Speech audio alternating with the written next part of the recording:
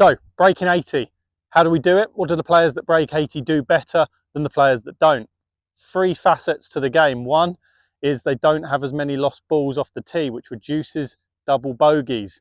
They chip in, they get it inside of 6 feet, and they don't miss greens with chips. So they control strike, they control loft, they control distance. And then putting, they're very good inside of 6 feet, and they're very good from long distance getting it inside of 6 feet. This video is going to focus more on chipping. So we're going to talk about the technical aspects of chipping, how we can practice it, and a couple of little games that you can play to improve your chipping and get the ball closer to the hole more often. So you can see I've set up a little station here, right? So what we've got is we've got a stick in the ground, roughly the same lie angle as my lob wedge. Could maybe go a little bit flatter. We've got a club on the ground, which is really there for a little bit of alignment, but it's to make sure that I hit it from the same spot each time. That way I know I'm the same distance from the stick. One of the biggest flaws I see in chipping is that people try and take the club too far around, either too far around with a closed club face or too far around with an open club face. What that does is it means that their low point starts to become very difficult to get it ahead of the ball. We're not getting a descending blow, an angle of attack which is negative down on the ball. So what I like to do is I like to start all of my warm-ups really by just hitting some stock chip shots over there towards that white pole, trying to get the feeling of the club just working around me, just outside the line of that stick. If I can get it outside the line of that stick, I know that I'm going to get the descending blow that I want on the ball. So I hit quite a few shots, just getting the ball to come off the club face, just getting a feel for how hard I need to hit it. I can have a little mess around, maybe open the face a little bit more, try and get the ball to go in a little bit higher. And I'm just working on the strike. I'm trying to land the club in the same spot every time. So this is a really good drill for anyone who struggles with their strike around the green. You can play the ball a little bit back in your stance, still keep the club above that stick. You can play a little bit more of a flop shot, keep the club out in front of that stick. If we're keeping the club out in front of the stick, as I said, you'll be getting the correct plane, the vertical shaft plane, which is really important in chipping. So once we've done a few chips here and we're starting to get the feel and we want to randomize it, so I take this station and I start to hit different shots from different places. I try and mix up the lies, try and work out, well, how's the different lies affecting my shots? Is the rough affecting the amount of spin I can generate? Is it affecting the launch angles? You'll notice that quite a few different lies do create different ball flights. So as I said, once I've warmed up, I like to move the station around and I start to now mess around with my landing points and control of launch. Now I do that generally with one club to begin with, and then I start to change the clubs up. So how do I change the launch? Well, if I want the ball to go a little bit lower, I move the ball a little bit further back in my stance and I stand just ever so slightly closer to the ball. So if I'm playing one to this pole here and I'm trying to land the ball just on the top of that tee box and let it roll out, I'm going to nudge the ball back in the stance. I'm going to stand a little closer, which is going to make me a little bit taller. Still going to make sure I keep the club outside the line of that stick. Ball comes in nice and low and then releases out to the flag. So the second shot I'm going to play is a bit more of a mid-flight. So now I'm trying to land the ball maybe 2 foot further forward. So my ball position now goes a bit more into the middle of my stance. I slightly open the face. I always chip with a slightly open club face. I just like that look and it helps increase a little bit more bounce. So it's quite a good thing to get in the habit of doing. Again, keeping that club nicely out in front of that stick, not letting it get too far behind me. Land the ball now a little bit further. So that one came out a little bit hotter, right? So I've got a little bit of a jumper and I'm just paying attention to how it's coming out the rough, trying to judge, well, when I put the ball in that lie, you can see I'm now in the rough rather than in the fairway. I've got to be able to judge how well the club's going to get through that grass, how quickly the ball's going to come off the club face. So is the grass going to grab the club, slow it down, act like a sponge, or am I going to be able to get into the back of the ball quite nicely? So the last one I'll play is I'll try and land it a little bit further, so maybe as far as I landed the last one, but this time I'm going to have a little bit more height. So I slightly widen my stance, I get the ball a bit more forwards, so now my hands are a bit more level with the ball. I don't really like to see my hands getting too far behind the ball. So slightly wider, face a little bit more open. You can see I'm slightly further from the ball now. Then I'm still trying to keep the club nice and out in front of that stick. And the ball comes out a little bit softer.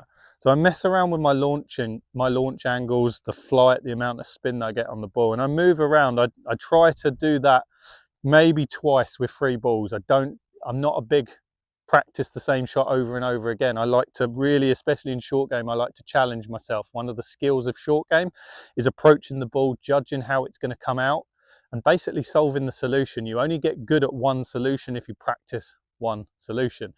Part of short game is being able to solve multiple solutions and having as many answers to the questions as we possibly can have. Once I've gone through my warm-up, I've worked a little bit on my technique, I've started to work a little bit on the skills. I want to test it, I want to put it in a golf environment. So I've got a little game here that you can play. You can play this one of two ways. You can play it the way that I'm going to play it, which is a scoring system based on how close to the hole you get it.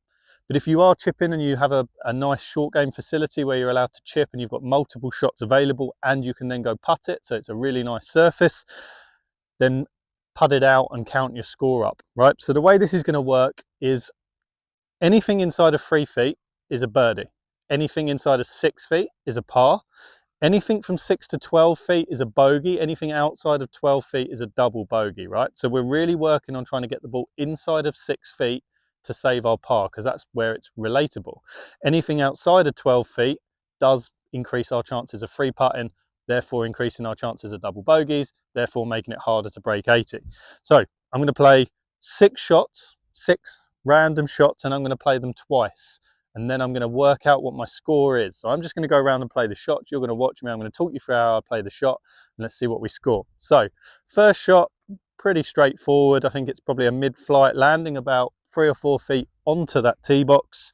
So I'm going to get my setup how I like it.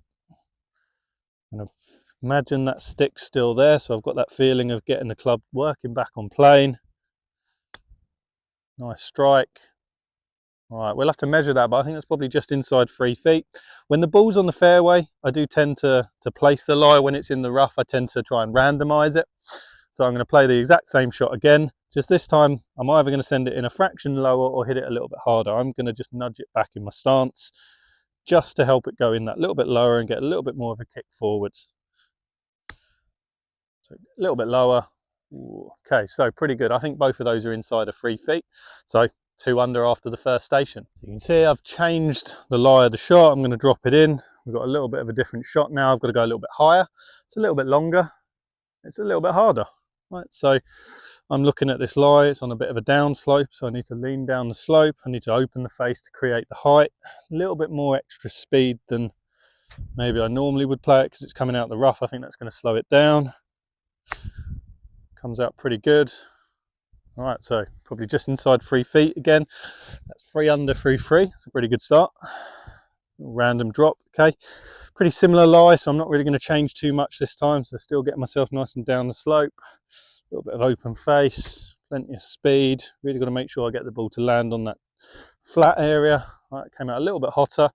Had a bit of a soft bounce. That literally stopped dead, maybe just outside 3 feet. So that's a par. So I'm 3 under, 4 shots.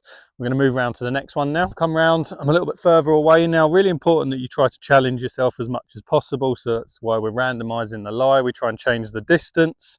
Try not to have the same shot 2 times in a row. So this one's one of those ones where you're a bit caught in between because you could go high, you could go low. I like to get the ball on the ground as quick as possible. So the ball position goes slightly back in my stance, a little bit closer to it, a little bit taller. Hopefully it comes out low, and I've just got to judge how much it's going to release out. That's released out pretty good, maybe just outside 3 feet. So give myself a par for that one. Go random lie again.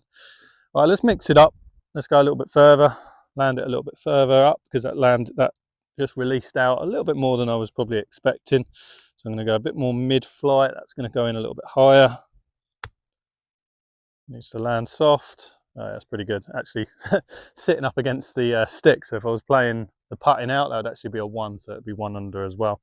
All right, so you mix it up. You go around, you challenge yourself. Try and find any shots that you're struggling with. They're the ones that you can practice a little bit more. If you've got a bunker to practice out of, add the bunker shots as well. Really what you're looking for, if you're scoring and your putting is 9 lots of par 2s, so you're par 18. If you're doing this, I think if you can shoot anything 3, 4 under for 18 chips, that's a very, very good score. And it means that when you get out on the golf course, it shouldn't be the reason that's costing you the double bogeys. And if you do start to get the ball up around the greens in regulation, you don't lose too many balls, you don't free putt too often, you should be able to start breaking 80 already. And if you're already breaking 80, it'll help you push down towards breaking 70. Thank you for watching my video. Remember to like and subscribe if you do like this longer format videos, and if you're interested in having any lessons with me, my lesson links are below. So I offer packages on Skillist for those that aren't local, and my in-person lessons are here at East Brighton, down in Brighton, and my booking link is below if you want to try and book. You can also book a free consultation call with me. I'd love to jump on a call and speak to you about your game and help you improve your game and help you achieve your golfing goals. Thank you, and stay tuned for next week's episode.